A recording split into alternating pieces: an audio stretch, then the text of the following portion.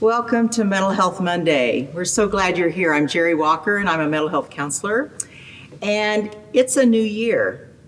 And I'm wondering if for some of you, you have a tradition where you like to think about resolutions for the new year. Maybe they're goals, maybe there's some plans. My experience has been so many times those resolutions are based from a place of guilt or something that we don't particularly like about ourselves. And so we're going to focus a little bit this evening on rethinking our plans and our goals a little bit to include primarily ways of how we can be kind to ourselves. What a great resolution. How we can love ourselves. What a great goal for 2021. And I am so pleased today to have Jessie Gorringe. Did I pronounce it right? Yes. Yay, that's a good start. And Jessie is the clinical director for Methodist Counseling Center. And I am so glad that she's here because what Methodist Counseling Center is about and what they provide for our community is absolutely amazing. And you all need to know about this service. So Jessie, just give us a little overview of the Methodist Counseling Center.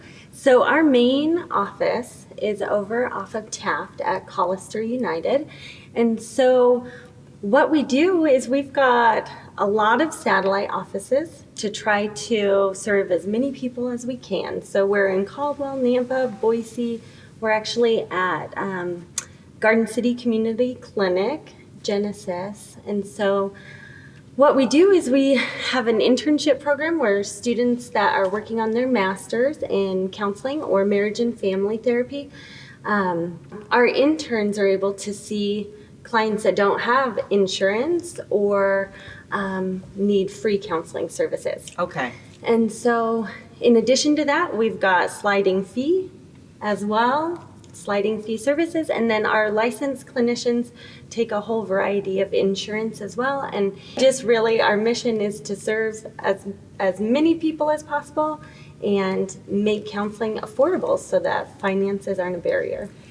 You know, and I love the fact that you just said barrier because don't you find as a clinician that so many times people will admit, yes, I would love to talk to somebody, but I don't know how to access that, or I don't have insurance, or my insurance only pays such a small amount.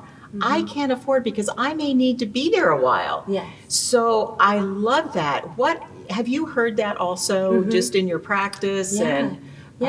A lot of barriers, and not just finances. I know for a lot of people, transportation, technology is a barrier. Finances are a huge barrier, but also stigma. And so just trying to, I think I mentioned, I love what you're doing, right? It decreases the stigma so much.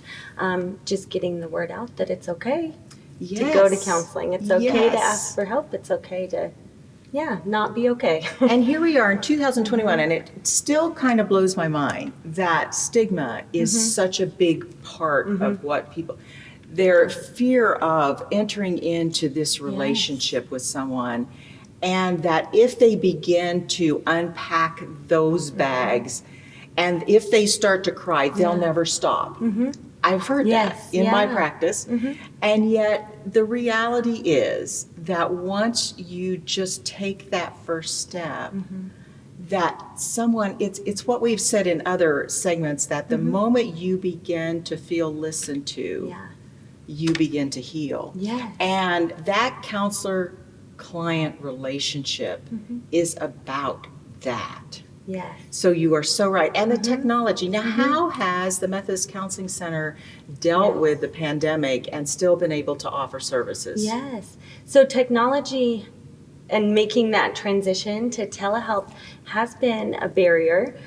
We do serve a lot of clients that don't have internet or don't have cell phones or any way to do phone sessions or video sessions. So our Collister, our office off of Taft, has remained open, and we've been able to offer masks, hand sanitizer, social distance for clients that technology is a barrier to coming in. And then our Nampa office has remained open, and we've got another office in Boise, so that people that don't have technology, it's not a barrier. They can still come in and get counseling in person right now. And then, they loosened a lot of the HIPAA rules around technology use. So it's allowed us, as well as insurance companies, are paying for telehealth that never paid. Okay, well, that's good to know. Before. Okay. Yeah, so our hope is they'll continue because it gives more people access. And don't you think in some ways we may be discovering now that we can do and provide services through the internet, and for some it might be preferred. I think of the people that are caregivers for someone in their home, and let's face it, more than ever that population needs support. And knowing that they could access counseling on a computer and never have to leave their home is an amazing, a silver lining, actually, that comes out of this crazy pandemic. And also just knowing that that's one more barrier that you can kind of put aside, that if you can't get there, like you said, transportation, it's still available. And it's great news that insurance companies are recognizing, and so it's not just for someone who needs a sliding scale, it's really for everyone. Now, when you say sliding scale, I know I have had clients ask me, well, what are they going to require of me, though? Do they need my tax records? What do they need? And how do they determine what I'm going to pay? How does the counseling center do that? So really, I'll tell you a little story with Dr. Fred Holdley, who's the pastor at Collister United. When I had first started my practicum and internship, and was kind of like, oh, I'm so uncomfortable talking about the finances, like with people. I don't want to say they have to pay this. And he said, no, that's not what we do. He said, all we're asking is that they invest something, right? Even if that investment is they're raking their neighbor's yard, right? They're doing something for someone else.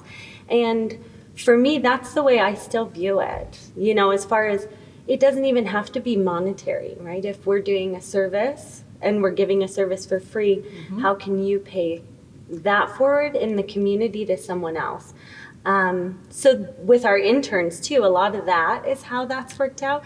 And we'll just ask. I was in supervision the other day, and the intern had said, well, $10 is too much now. And I said, well, that's okay. You can ask them if they can do 5. If they can't do 5, you can ask them to serve someone in some way, do something for someone else. With our clinicians, they set those on their own, and it's just negotiated with their client. So that's kind of set on an individual basis. Yeah. That is an amazing concept. Yes. And don't you also find, and this I think applies for all of us, whether we can pay or not pay, is that when we step out and we begin to do something and we do it for others, what we get back from that is pretty amazing. So that all by itself is huge. But you talk about reducing barriers. That's a huge one that the counseling center has taken on and made it doable for anyone.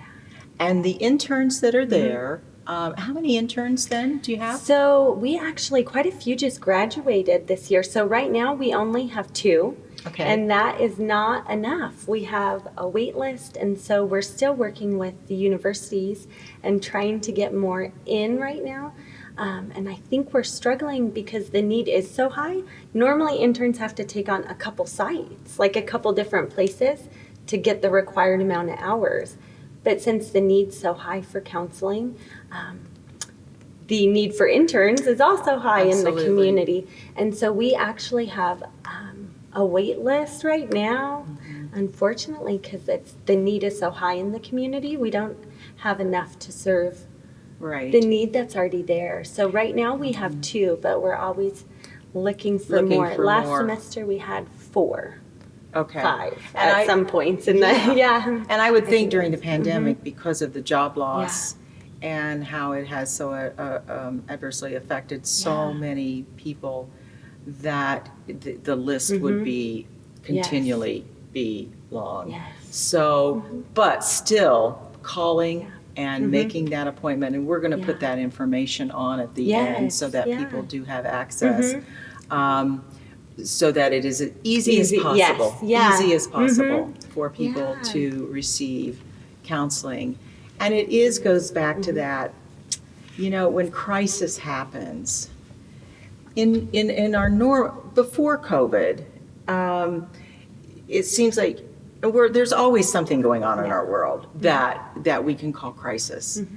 But I don't know what you've experienced through your practice, but I certainly have seen that since the last year, and then what the events of this week even, that it feels like we have just added layer upon layer upon layer.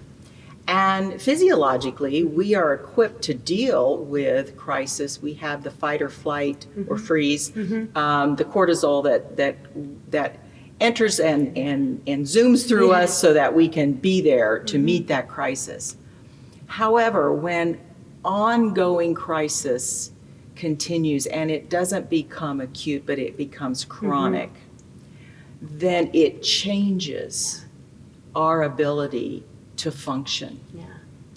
And so just as a clinician, what have you seen, and what tools then do you offer?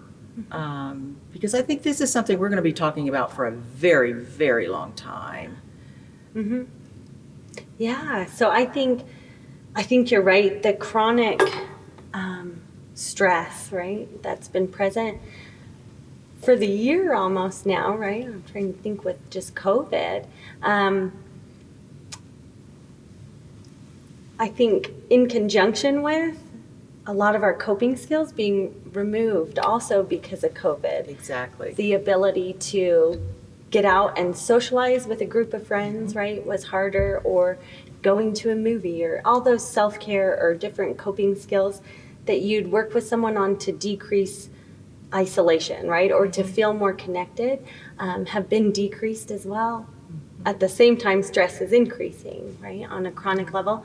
And so some of the things I think that you could do immediately is related to what you're talking about with the goals, right?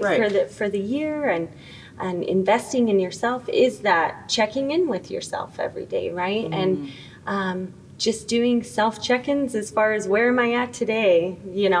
What do I need? How do I feel? If I'm angry, it's okay to be angry. It's okay to be hurt. It's okay to, just giving yourself the one moment to be aware of where you're at and how you feel, and 2, the grace to say it's okay. It's okay to not have it all together. Yeah. Yes. And I love what you said, that it's that daily, the daily check-in, not to leave it lingering out there, but every day, whether it's a new ritual maybe that you begin of checking in the morning with yourself. Yeah. When we fill, first of all, ourselves up with good stuff, then it does equip us for the day. It doesn't mean that we won't still have crisis, but it does help us navigate a little bit better. I had just found it over the holidays. I found this little tiny notebook that I'm beginning to use as that check-in place to say, okay, this is where I am. Yeah. And again, because I was reading an article this morning and it was talking about how we continually have to redefine our normal. And as we move into 21, being so aware that we're working all of these processes and may not even be conscious of what all we're doing. Yeah. And then at the end of the day, we're exhausted and we feel depleted. Of course we do. And it is that check-in and that normalization and that accommodating ourselves and that acceptance that you're right. What a difference that can make. Anything else? Because I just was going on there. Yeah. Anything else come to your mind? Well, no, I totally agree with you. And I know, I guess for myself and a lot of people out there, it's that juggling, like constant, all day, wearing different hats, whether you're home with your kids and you're the teacher and you're the employee Yes. at home and you're, I just think, taking that minute every day to, acknowledge where you're at, accept that it's okay to not be doing it all right and that this might be the new normal and you're doing great. It's okay. It's okay. It is okay. Yeah. We just need a big stamp that validates us every day, don't we? Just that big stamp. Yeah. The other thing, and we were talking about this before we started taping, is that I will admit, I am addicted to my phone, and so I'm forever scrolling for information. But one little difference that I made at the beginning of the year was to follow groups and people that bring beauty to my brain instead of news that sometimes, and most of the time right now, is depleting. It takes the good stuff right out of you. And we know that we need to all monitor carefully how much time we allow that to be entering our world.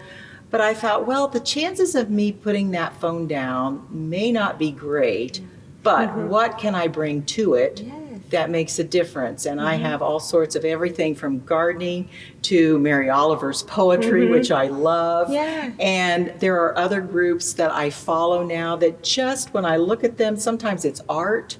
I can just rest with that. And it's like meditative in a sense. And sometimes during the course of the day, to think that you can meditate and take that time when you have kids running around, they need to get started on their school, breakfast is needing to be served, and then there's the phone and all the other distractions, that if you can do that for the moment, it's like you give yourself just this little treat and this little break throughout the day, which again makes a difference. And it does, after a while, then our self-care column gets longer, and that we begin to see the difference in our day and how we prioritize it. Absolutely. Yeah. I think the analogy I use most with clients too is if we think of our emotional energy, right, and how much we have to give and put out in the world, I think of it as a gas tank, right, like fuel. Absolutely. If we're constantly using that energy but not refilling that tank, we're on empty. So what I hear is doing those small things for you, even, right, scrolling through, adding those positive things, adding the beauty, is putting that energy back in your tank, right? When sometimes you're running on empty. You are running on empty, yes. And I always like to address in any of these Mental Health Mondays that if you are dealing and are at the point that you hear this and you would love to take that step, but you just can't, you know what? It's okay. And I think one of the most important things right now, if that's where you are, if you can acknowledge that and just nod your head, yep, that's where I am. You won't be there forever. However, maybe the next step, the most logical step, is to call your physician and say to them, I can't move. I want to, but I can't. And get that appointment, because sometimes we need everything in our toolbox we can find. And going to see your medical doctor and letting them know the level of depression and anxiety that you're experiencing can be a very important first step, because they can help you. Sometimes medications do need to be prescribed, because what they can do is they can give you that energy that is needed to then reach out and begin to deal with the new reality that, let's face it, no one would ever have guessed we would be layered like we are right now with so much stress in our lives. So I am so pleased, Jessie, that you could come today. I think this is the best way we can start our year with our Mental Health Mondays, is to know that there is help, and the barriers of finances, of transportation, and all of those things that we tend to hear when people want to access counseling. You have successfully lowered those.